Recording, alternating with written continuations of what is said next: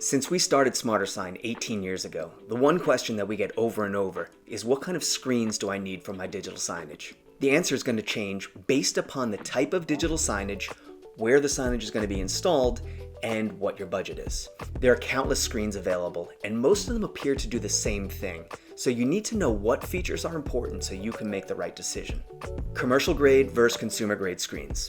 At first glance, most digital signage screens look like TVs, so people that are new to digital signage will just ask if they can go pick one up at a store like Best Buy or Costco.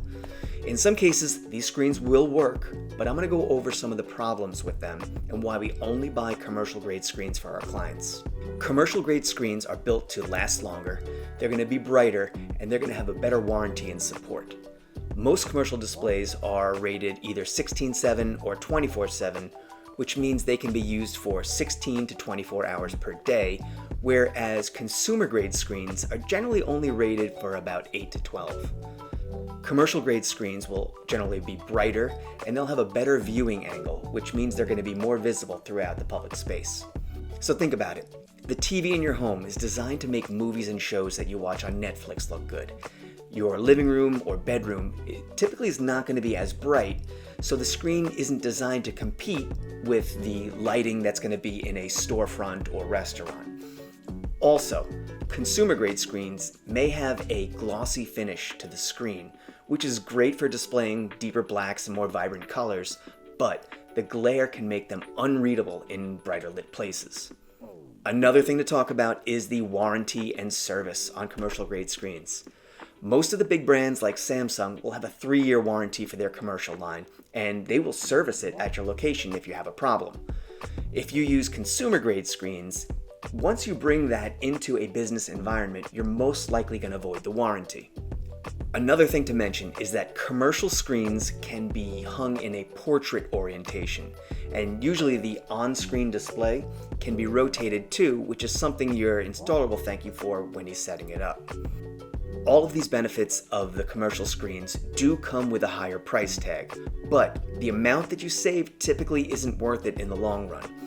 With that being said, if you're on a very tight budget and the content you're displaying isn't mission critical, it's generally better to have a consumer grade screen than not having a digital sign at all. Real quick, if this video is helping you, please like and subscribe to let us know that this is the type of content that you want to see. If you have a digital signage topic that you want us to talk about, just let us know in the comments. Okay, let's talk a little bit about screen size. This is where the space you are working with has a lot to do with your choice.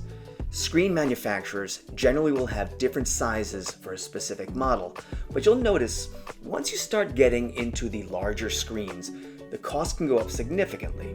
It may be more cost effective to have a few smaller screens. So for digital menu boards, we find that the sweet spot in price and size is generally around the 43 to 55 inch. And then you can evaluate how many screens you would need to display your menu and your promotions. Sometimes you may have content that wouldn't look right being spread across multiple screens, and you'll typically find this with certain video content. Most newer screens do have a fairly small bezel, which is the frame around the screen. But even with the smaller bezels, you will still have a noticeable break in the content. While it's usually not possible to eliminate that gap completely, you could opt for a screen made for video walls. The bezels on those screens are usually only 1 millimeter or 2 thick, and they can be mounted very close to each other. These also come with a higher price tag and could be twice as much as a similar sized commercial screen. Finally, I want to talk about where the screens are going to be installed and how that should be considered. So if you're going to be installing near a window or a door that lets in a lot of light, you should pay close attention to the brightness rating on the screen. Screen brightness is rated in nits, and the higher the number, the brighter the screen. So if you are in a brighter environment, you're going to want at least a screen that's rated at around 500 nits. If the screen is going to be outside, like a digital drive-through, you're going to need a very bright screen, and it's going to need to be weatherproof as well. Outdoor screens can have a much higher price tag, so you want to pay special attention to the warranty and support to protect your investment. If you'd like to see an updated list of screen manufacturers and models that we're recommending to our clients, I'm going to put a link in the description below. You can also schedule a time to talk with myself or one of the other digital signage experts here by going to smartersign.com/schedule.